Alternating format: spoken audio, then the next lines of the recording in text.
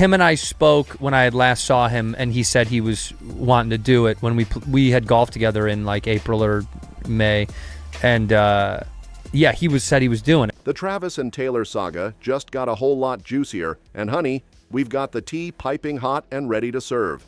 First up, comedian Andrew Santino spilled everything about being Travis's secret keeper months before the proposal dropped. Then we're diving into why Santino knows he's not making the guest list. And trust me, Taylor's running that show with military precision. You're not going to Taylor Swift and Killer Trav's wedding. I highly doubt it, dude. I don't think I got that invite. You know she's controlling that guest list. After that, we're breaking down the couple's wedding planning drama because apparently even billionaire pop stars and NFL superstars can't agree on party size. Next, Travis's retirement plans are causing major ripple effects, but plot twist, Taylor's refusing to be his Gisele Bundchen. Then the haters are coming out swinging, with Skip Bayless basically saying Travis can't walk and chew gum at the same time anymore. I saw a clip from his podcast the other day, and he's talking about we're going to effing do this and we're going to effing do that, and he now talks a better game than he plays. And finally, Kayla Nicole proved she's the classiest ex in the game, while Netflix and Amazon are basically throwing money at Travis like confetti at a Super Bowl parade. First up, Andrew Santino just pulled the ultimate I knew it first flex, and honestly, the man deserves a medal for keeping his mouth shut this long. Picture this. It's April or May, the golf course is pristine, and Travis Kelce is out there casually dropping the bombshell of the century between putting practice. He wanted to do it, Santino revealed on Pardon My Take, talking about Travis's proposal plans like he was discussing dinner reservations. He was doing it. Him and I spoke when I had last saw him, and he said he was wanting to do it when we had golfed together in like April or May, and yeah, said he was doing it, but he didn't say when. I mean, it wasn't. Yeah. But I don't pry. Now, this isn't just any random comedian getting the inside scoop. This is Travis trusting his boy with information worth more than most people's yearly salary in tabloid gold. Think about it. The entire world was dissecting every Instagram story, every game day interaction, every time Taylor so much as breathed near Arrowhead Stadium, and Santino was just sitting there with the ultimate spoiler like some kind of entertainment industry CIA agent. The fact that Travis shared this months in advance tells you everything about their friendship. We're talking about a relationship so high profile that even Travis's breakfast choices make headlines, and he's out here confiding his proposal timeline to a guy whose biggest claim to fame is making people laugh about awkward dating stories. But here's the kicker. Santino didn't pry for details because, as he puts it, he doesn't dig into that personal stuff. Translation, real friends don't turn into TMZ correspondents the second things get interesting. And the discipline it took to keep quiet? Chef's kiss. In a world where people sell their grandmother's grocery list to page 6, Santino kept this locked down tighter than Fort Knox. No cryptic tweets, no accidentally dropping hints on podcasts, no wink-wink nudge-nudge moments with other comedians. The man understood the assignment and executed it flawlessly. But plot twist, even though Santino was trusted with the proposal intel, he's basically already written his own wedding invitation rejection letter. I highly doubt it, dude. I don't think I got that invite, he admitted with the kind of brutal honesty that only comes from someone who's made peace with reality. You know she's controlling that guest list. I'm not on that list. You're not going to Taylor Swift and Killer Trav's wedding. I highly doubt it, dude. I don't think I got that invite. You know she's controlling that guest list. Yeah, but I'm not on that list. You don't think so? Oh, dude. I'm not you on and that Killer list. Trav? Dude, Trav's my boy. I love him to death. I highly doubt. Look, I will say this. I played golf with my old man 2 days ago, and we FaceTimed him and to say congrats. And, look, maybe I'll catch a bachelor party invite. And honestly, respect to both sides here. Taylor's not running some charity case wedding where every person Travis has ever shared a beer with gets a +1. This is strategic guest list curation at its finest, and Santino gets it. He knows Taylor's got approximately 17,000 people she could invite before she even gets to Travis's golf buddies, and that's just her immediate circle. This whole situation screams intimate affair, not celebrity circus. Remember when Taylor gushed about Travis's loyalty to his childhood Ohio crew being a huge green flag? Well, apparently those Ohio boys are the ones making the cut, not the comedians he met through Hollywood networking. Taylor's playing the long game here. She wants people who knew Travis when he was just some kid from Cleveland Heights, not when he became the guy dating the world's biggest pop star. It's actually genius when you think about it. Both of them have built careers in industries where fake friendships are currency, so of course they're prioritizing the real ones. Taylor's still tight with her high school bestie Abigail Anderson, and Travis is apparently still rolling with his day one crew. The wedding guest list isn't about who's famous enough to attend, it's about who earned their seat at the table before the fame, fortune, and tabloid headlines. Santino calling out that Taylor's controlling the guest list isn't shade, it's just facts. When you're planning what's essentially going to be the wedding equivalent of the Met Gala, somebody has to be the bad guy who says no to people. And let's be real, Taylor's had more practice managing high-stakes events and guest lists than Travis has had hot dinners. Speaking of wedding planning, apparently even power couples worth a combined $1 billion can't agree on whether to throw an intimate dinner party or basically Coachella with vows. Industry sources are whispering that Travis is pushing for a full-blown celebration, while Taylor's eyeing something smaller and more controlled, possibly at her Rhode Island compound. And honestly, this tracks with everything we know about their personalities. Travis is the guy who celebrates touchdowns like he just discovered fire. So of course he wants to turn his wedding into the party of the century. Meanwhile, Taylor's spent years perfecting the art of controlled environments and carefully curated experiences. Her concerts are basically military operations disguised as sing-alongs. She probably has backup plans for the backup plans for her backup plans. The Rhode Island estate angle makes total sense when you think about it. That place is basically Taylor's fortress of solitude, complete with enough privacy to make the Secret Service jealous.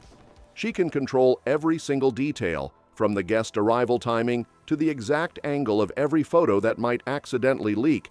Plus, it's got that old money elegance that screams, "This is classy, not flashy." But here's where it gets interesting. The fact that they're having this disagreement at all shows they're approaching this as equals. This isn't Taylor steamrolling Travis's vision or Travis dismissing her security concerns. They're both advocating for what they want, which is exactly how a healthy relationship should work, even when you're planning what might be the most scrutinized wedding since William and Kate. The compromise will probably be vintage Taylor Swift, something that looks intimate and personal but is actually orchestrated with the precision of a NASA launch. Think small guest list, massive production value, and enough security to make it feel exclusive rather than overwhelming. Now let's talk about the elephant in the room, Travis's potential retirement. At 34 and in the final year of his $34.25 million contract, whispers are getting louder that this could be his farewell season. He already considered hanging up the cleats after that Super Bowl loss in New Orleans, and with wedding bells approaching and broadcasting opportunities multiplying faster than Taylor's Grammy nominations, the timing seems almost too perfect. But here's the plot twist nobody saw coming. Taylor's taking the complete opposite approach from every other high-profile sports wife in history. Sources are making it crystal clear that Taylor is not going to be the Gisele or Yoko of Travis and his career. Translation: she's not about to become the scapegoat when he decides to retire. This is 4D chess move from Taylor, and honestly, brilliant strategy. She watched what happened with Gisele and Tom Brady, where every retirement conversation somehow became about her influence. She's seen how Yoko Ono still gets blamed for breaking up the Beatles decades later. Taylor's basically saying, "Not today, sports media." This decision is all Travis. It's also incredibly telling about their relationship dynamic. Instead of being the stereotypical celebrity girlfriend pushing her man to quit so he can focus on her career, Taylor's actively stepping back and letting Travis make his own choices. That takes serious confidence in both herself and their relationship. The broadcasting offers from Amazon and ESPN are apparently stacking up like Amazon packages during the holidays, so it's not like Travis would be walking away from football into some career void. The man's got charisma for days and the kind of personality that translates perfectly to television. Plus, imagine the combined power couple potential. Taylor's entertainment empire meets Travis's sports media influence. Of course, not everyone's buying into the fairy tale romance, and Skip Bayless is leading the charge like he's personally offended by their happiness. Skip and his wife Ernestine have been throwing shade harder than Taylor throws Grammy acceptance speeches, complaining that every Chiefs game gets turned into the Taylor Swift show. Ernestine's got a point that's frustrating but fair. If they win, it's because of her. They lose, it's because of her. The media coverage has definitely turned into Taylor-centric narratives that probably drive actual football fans up the wall. But here's the thing, that's not Taylor or Travis's fault. That's just how celebrity culture works in 2025. If Taylor Swift shows up, I'm probably in trouble with my prediction. Hey, you know how that goes. Yeah. Skip's been even more brutal, basically saying Travis talks a better game than he plays, which is rich coming from a guy whose biggest athletic achievement is probably walking to his car without pulling a muscle. But the criticism got louder after Travis's rough season opener against the Chargers in Brazil, one catch for 10 yards through 3 quarters before that late touchdown. I saw a clip from his podcast the other day, and he's talking about we're going to effing do this and we're going to effing do that, and he now talks a better game than he plays. That's just me. He talks more than he can perform. And he had 1 catch in the first half in Brazil, and then he did get loose. They tricked him on another play. Look, is Travis having the season of his career? Probably not. Is it because he's distracted by planning a wedding to the world's biggest pop star? Maybe. Is that a completely normal human response to major life changes? Absolutely. The man's 34, in his final contract year, planning a billion-dollar wedding, and dealing with more media attention than most presidents. Cut the guy some slack. The real irony is that Skip's criticism is probably just driving more people to Team Travis. Nothing makes the internet root for someone harder than watching a sports commentator tear them down for having a personal life. Meanwhile, Travis's ex-girlfriend Kayla Nicole just gave a masterclass in how to handle awkward questions with style and dignity. When directly asked about the engagement at a Champion event in New York, she deflected smoother than Travis, avoiding a tackle. "Oh no. No. I'm really happy to be here at Champion though. This is a good party. That's not just good media training. That's someone who genuinely doesn't want to be part of the drama." Nicole could have easily thrown subtle shade, made cryptic comments, or played the "I'm so happy for them" game that everyone would have dissected for hidden meaning. Instead, she just changed the subject like a normal person. When she did talk relationships, she described wanting a very honest man, a man of really great character, someone who likes to have fun, spontaneous, great relationship with their family, has really good girlfriends. Basically everything Taylor said she loves about Travis, which shows Nicole's not bitter. She's just looking for someone with those same good qualities. It's refreshing to see an ex handle this situation with actual maturity instead of turning it into a publicity opportunity.